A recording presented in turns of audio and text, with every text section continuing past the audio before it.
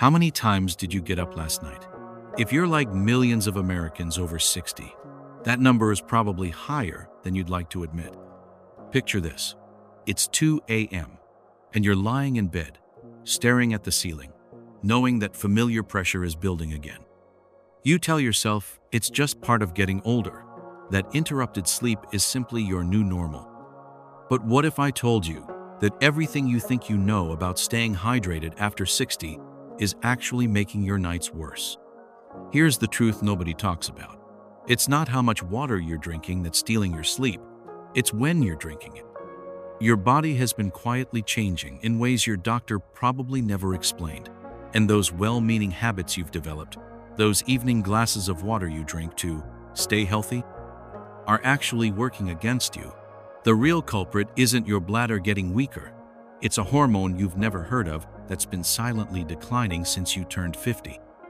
In the next few minutes, I'm going to share the simple timing secret that helped thousands of people just like you reclaim their nights without giving up the hydration their bodies need. You'll discover why drinking 70% of your daily water before a specific time of day can transform your sleep, and the surprising evening habits that are sabotaging your rest without you even knowing it. Number 1. The real cause of nighttime urination in elders. What if everything you believed about why you wake up at night was wrong? For years, you've probably told yourself it's just part of getting older. Maybe you've blamed your prostate or thought your bladder was simply giving up on you. But the truth is far more surprising and much more hopeful than you've been led to believe. Meet Dorothy, a 67-year-old retired teacher from Ohio. Every night for 3 years, she found herself stumbling to the bathroom at least 4 times. She felt embarrassed, exhausted, and convinced her body was failing her. What Dorothy didn't know was that her body was actually trying to tell her something completely different. Her problem wasn't weakness. It was a quiet biological shift that happens to all of us after 50. Inside your body right now, 3 changes are happening that no one talks about. First, your brain produces less of a hormone called vasopressin. Think of this hormone as your nighttime guardian. It used to whisper to your kidneys, telling them to slow down and let you sleep. But now, that whisper has grown faint. Second, your bladder has become more sensitive. Where it once waited patiently until it held almost 2 cups of liquid, now it panics and calls for help with just over half a cup. Third, your kidneys, those faithful workers, have slowed down during the day but still try to catch up at night. This isn't failure. This is your body adapting. When Dorothy learned this, she stopped fighting her body and started working with it. She realized her nighttime wake-ups weren't a sign of decline, but a signal that she needed to adjust her daily rhythm. Understanding this was the first step to getting her nights back. Your body isn't broken. It's just speaking a different language now. And once you learn to listen, everything changes. Number 2. The impact of fluid timing. The glass of water you drink at 8 p.m. is not the same as the one you drink at 8 a.m. This might sound impossible, but your kidneys know the difference, and they've been trying to tell you for years. You've been told to drink 8 glasses of water a day. You've followed this advice faithfully, spreading those glasses throughout your waking hours, maybe even having one last sip before bed to stay healthy. But here's what nobody explained. Your kidneys have a schedule, just like you do. During the day, they're ready to work, filtering and processing with energy and efficiency. But after 6 p.m., they're winding down, preparing for their own version of rest. When you drink that evening cup of tea, that comforting soup, or that warm milk before bed, you're asking your kidneys to work overtime.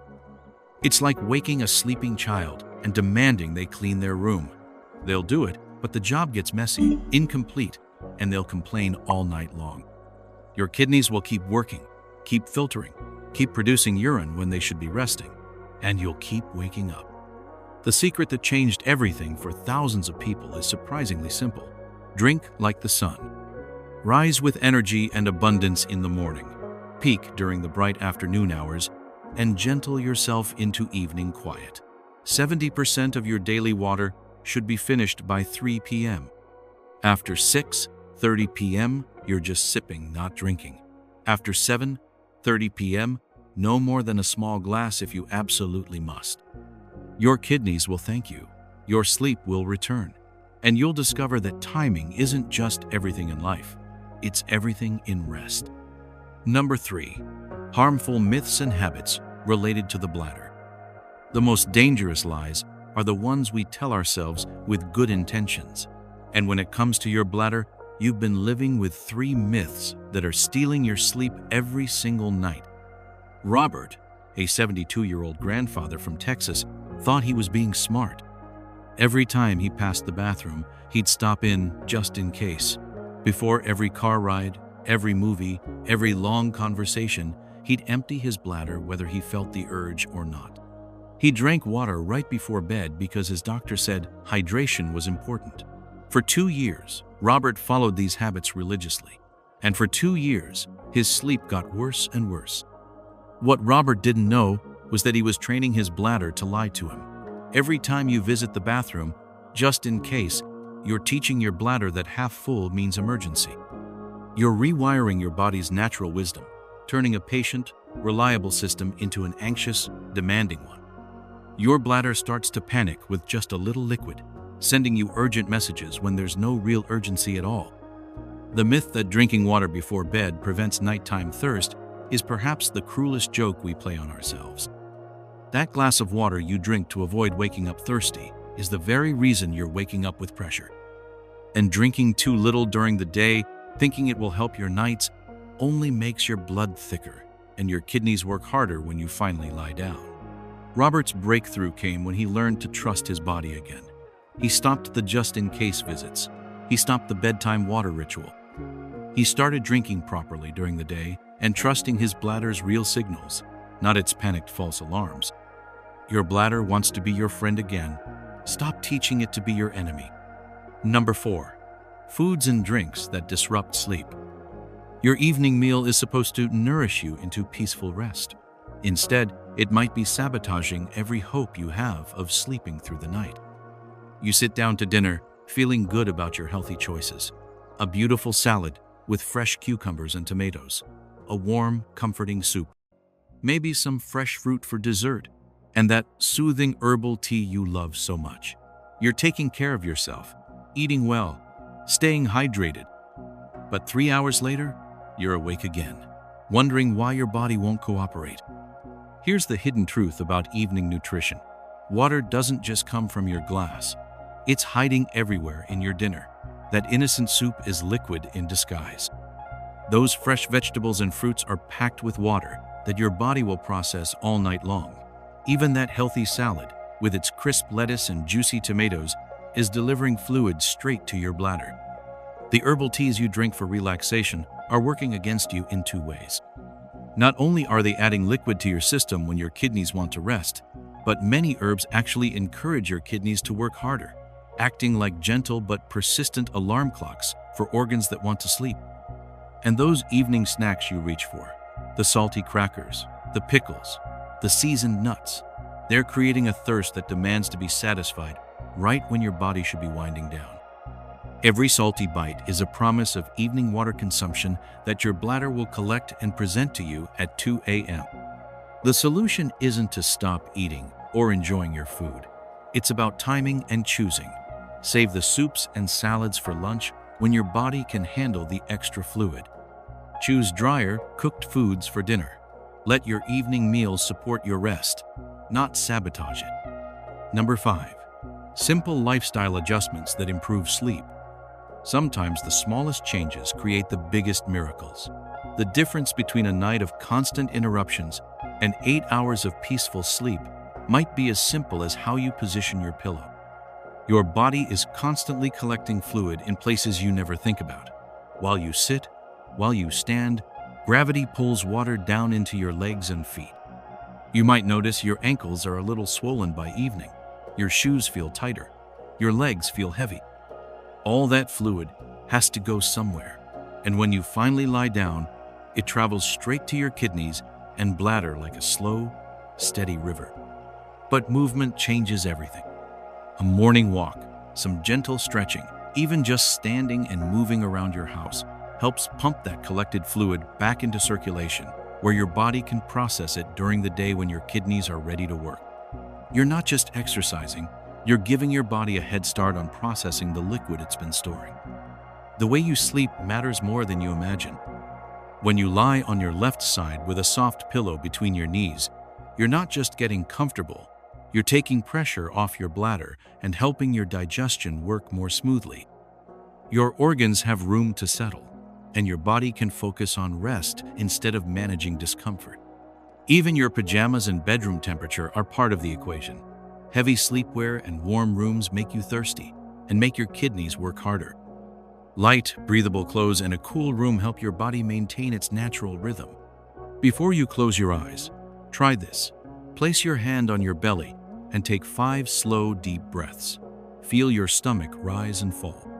This simple act calms the nerves around your bladder, telling your whole system that it's time to rest, not react. Your body wants to sleep peacefully. Give it just a little help, and it will remember how. Number 6. Real-life examples of successful changes. The most powerful proof isn't in medical studies or scientific papers. It's in the quiet triumph of ordinary people who refuse to accept that broken sleep was their forever reality. Mongi was 69 when he started waking up every 2 hours. He convinced himself his bladder was failing, that his body was giving up on him. But when he learned about timing his water intake, everything shifted. He realized his bladder wasn't weak. It was just overly sensitive from years of poor habits. By adjusting when he drank, not how much, he discovered his body was actually perfectly capable of rest. Sushila had a ritual that was destroying her nights without her knowing it. Every evening at 9 p.m., she'd make herself a warm cup of ginger tea, believing it would help her digestion and prepare her for sleep.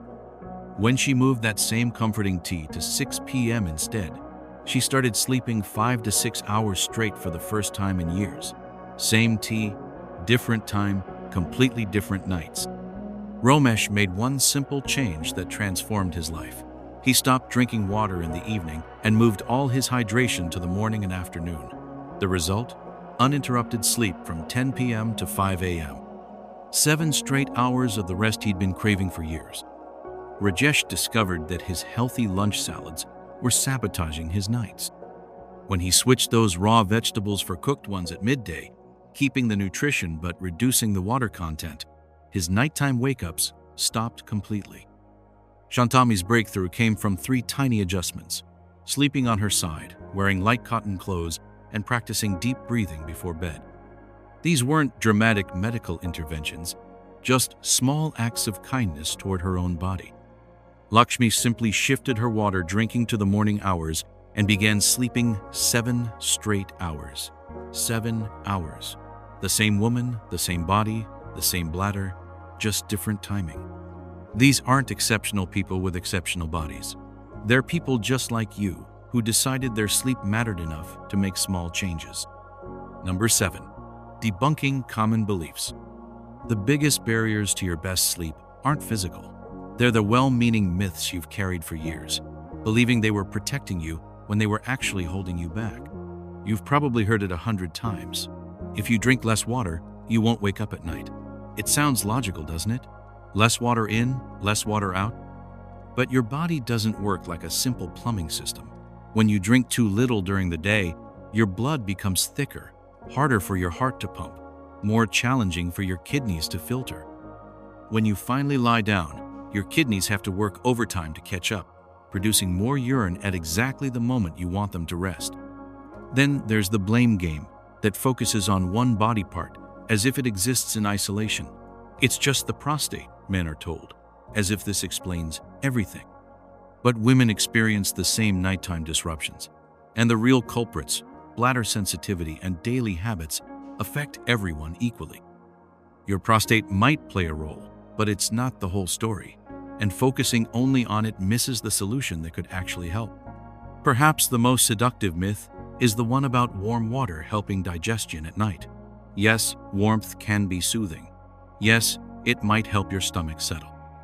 But that warm liquid, no matter how comforting it feels going down, still ends up in your bladder hours later when you're trying to sleep. The temporary comfort becomes lasting disruption. These beliefs feel true because they come from a place of caring. You want to take care of your body. You want to stay healthy.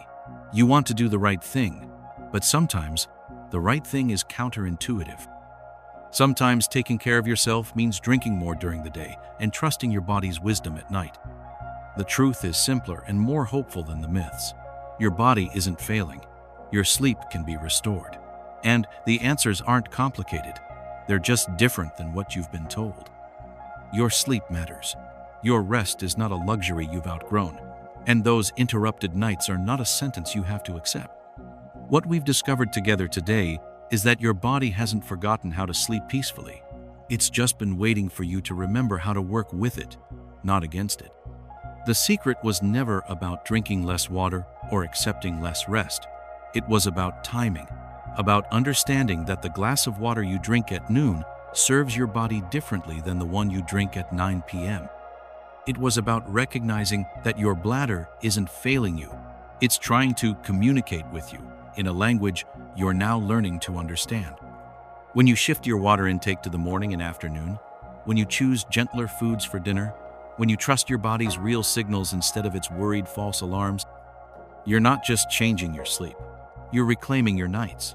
You're giving yourself permission to rest deeply again. Think about the person you could be with 7 uninterrupted hours of sleep. Think about waking up refreshed instead of exhausted, confident instead of frustrated. These aren't unrealistic dreams. They're waiting for you, just a few small changes away. Which of these insights resonated most deeply with you today? I'd love to hear about your own journey with sleep in the comments below. If this video brought you hope or understanding, please share it with someone else who might need to hear this message. Your experience could be the encouragement someone else needs to reclaim their rest. Tomorrow, we'll explore another gentle secret your body has been trying to tell you. Until then, trust your wisdom, honor your rest, and sleep well.